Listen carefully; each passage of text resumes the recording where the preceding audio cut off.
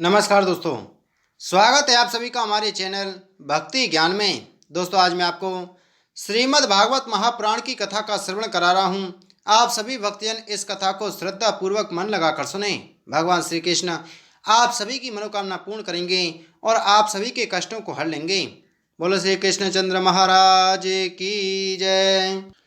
श्री मैत्रेय जी कहते हैं, विदुर जी, इस प्रकार उन ससुर और दामाद को आपस में वैर विरोध रखते हुए बहुत अधिक समय निकल गया। इसी समय ब्रह्मा जी ने दक्ष को समस्त प्रजापतियों का अधिपति बना दिया। इससे उसका गर्व और भी बढ़ गया।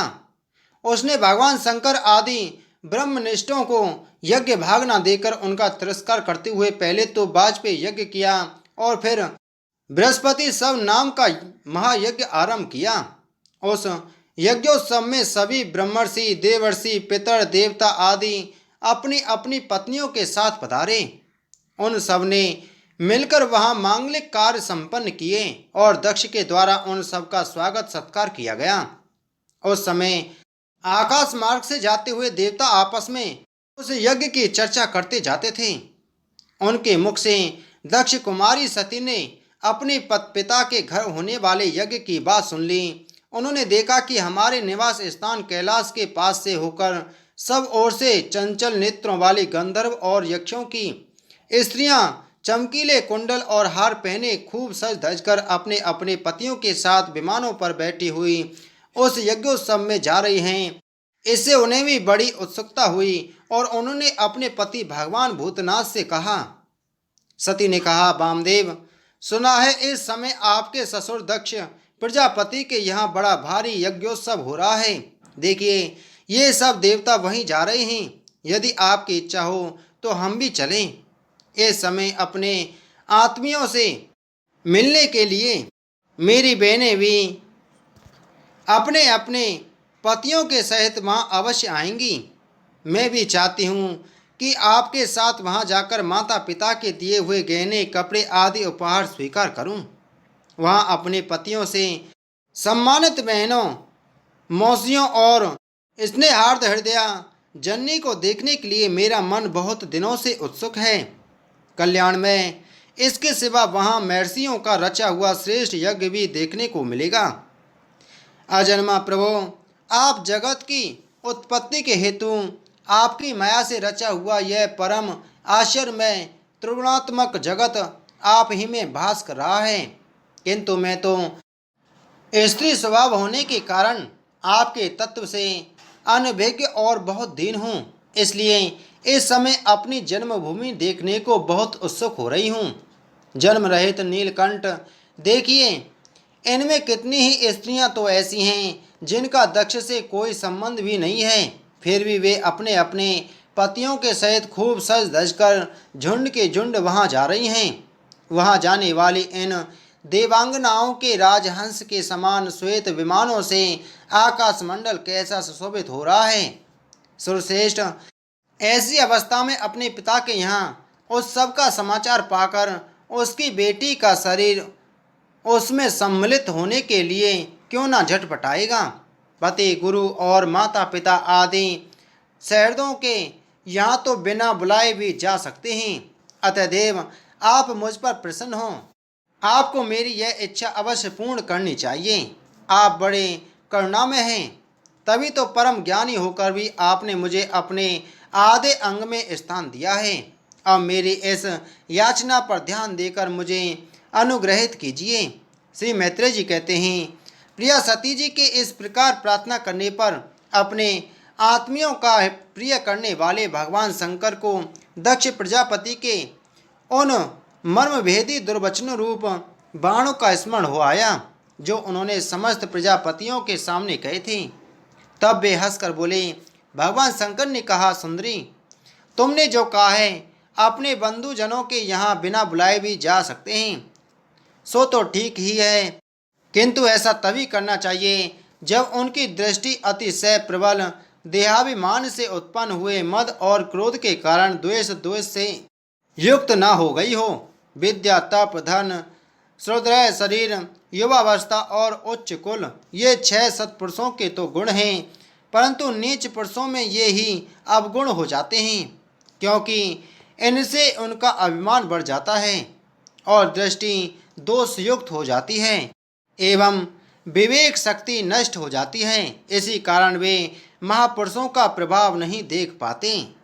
इसी से जो अपने यहाँ आए हुए पुरुषों को कुटिल बुद्धि से भौं चढ़ाकर रोष भरी दृष्टि से देखते हैं, उन अव्यवस्थित चित्त लोगों के यहाँ ये हमारे बांधव हैं ऐसा समझकर कभी नहीं जाना चाहिए। देवी, शत्रुओं के बाणों से बिंद जाने पर भी ऐसी व्यथा नहीं होती जैसी अपने कुटिल बुद्धि स्वजनों के कुटिल वचनों से होती है।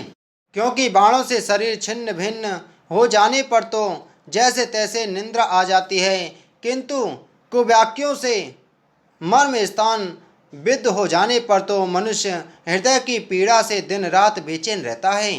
सुंदरी, अवश्य ही मैं यह जानता हूँ कि तुम परमोत्तति को प्राप्त हुए दक्ष प्रजापति को अपनी कन्याओं में सबसे अधिक प्रिय हो, तथापि मेरी आतुरता होने के कारण तुम्हें अपने पिता से मान नहीं मिलेगा, क्योंकि वे मुझसे बहुत जलते हैं। जीव की चित्त वृत्ति के साक्षी अहंकार शून्य महापुरुषों की समृद्धि को देखकर जिसके हृदय में संताप और इंद्रियों में व्यथा होती है, वह पुरुष उनके पद को तो सुगमता से प्राप्त कर नहीं सकता।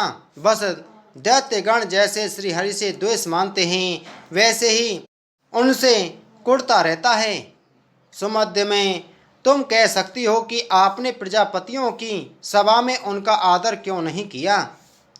सो ये सम्मुख जाना, नम्रता दिखाना, प्रणाम करना आदि क्रियाएं जो लोक व्यवहार में परस्पर की जाती हैं, तत्वज्ञानियों के द्वारा बहुत अच्छे ढंग से की जाती हैं। वे अंतर्यामी रूप से सबके अंतःकरणों में स्थित परम पुरुष वासुदेव को ही प्रणाम आदि करते हैं, देहाभिमानी पुरुष को नहीं करते। विशुद्ध अंतःकरण का नाम ही वसुदेव है, क्योंकि उसी में भगवान वसुदेव का अपरोक्ष अनुभव होता है।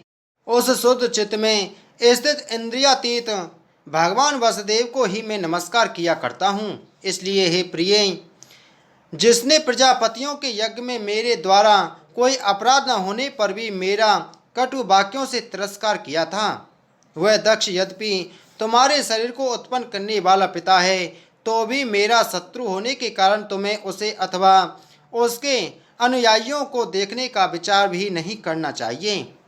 यदि तुम मेरी बात न मानकर वहाँ जाओगी तो तुम्हारे लिए अच्छा न होगा, क्योंकि जब किसी प्रतिष्ठित व्यक्ति का अपने आत्मीयजनों के द्वारा अपमान होता है, तब वह तत्काल उनकी मृत्यु का कारण हो जाता है।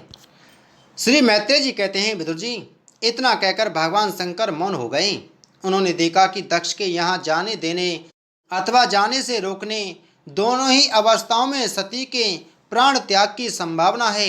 उधर सती जी भी कभी बंधुजनों को देखने जाने की इच्छा से बाहर आती और कभी भगवान शंकर रुष्ट ना हो जाएं, इस शंका से फिर लौट जाती।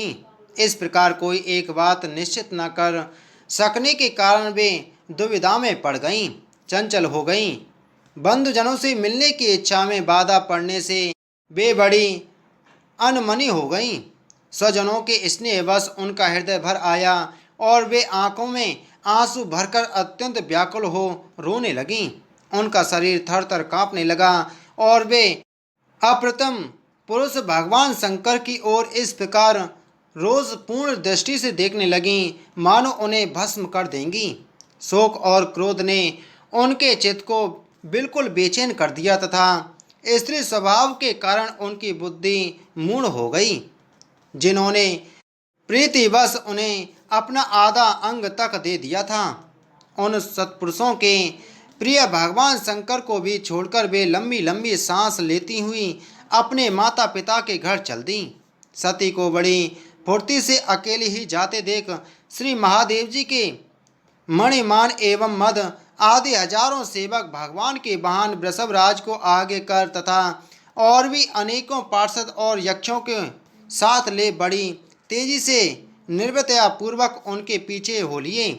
उन्होंने सती को बैल पर सवार कर दिया तथा मैना, पक्षी, गेंद, दर्पण और कंबल आदि खेल की सामग्री, श्वेत छत्र, चमर और माला आदि राज चिन्ह तथा दुदुम्बी, शंख और बांसुरी आदि गाने बजाने के सामानों से सुसज्जित हो वे उनके साथ चल दिए। तदंतर सती अपने समस्त सेवकों के साथ दक्ष की यज्ञशाला में पहुंची। वहां वेद ध्वनि करते हुए ब्राह्मणों में परस्पर होड़ लग रही थी कि सबसे ऊंचे स्वर में कौन बोले। सब और ब्रह्मर्षि और देवता विराजमान थे तथा जहां तहां मिट्टी, काठ, लोहे, सोने, डाब और चर्म के पात्र रखे हुए थे। वहां पहुंचने पर पिता के द्वारा सती की अवहेलना हुई। यह देखकर यज्ञकर्ता दक्ष के भय से सती की माता और बहनों के सिवा किसी भी मनुष्य ने उनका कुछ भी आदर सत्कार नहीं किया। अवश्य ही उनकी माता और बहनें बहुत प्रसन्न हुईं और प्रेम से गदगद होकर उन्होंने सती जी को आदरपूर्वक गले लगाया। किंतु सती जी ने पिता से अपमानित होने के कारण बहनों के कुशल प्रश्न सहित प्रेम पूर्ण वार्तालाप तथा माता और मौसियों के सम्मान पूर्वक दिए हुए उपहार और सुंदर आसन आदि को स्वीकार नहीं किया। सर्वलोकेश्वरी देवी सती का यज्ञ मंडप में तो अनादर हुआ ही था। उन्होंने यह भी देखा कि उस यज्ञ में भगवान शंकर के लिए कोई भाग नहीं दिया गया है और पिता दक्ष उनका बड़ा अपमान कर रहा है। इससे उन्हें बहुत क्रोध हुआ। ऐसा जान पड़ता था मानो वे अपने रोष से संपूर्ण लोगों को भस्म कर देंगी। दक्ष को कर्म मार्ग के अभ्यास से बहुत घमंड हो गया था।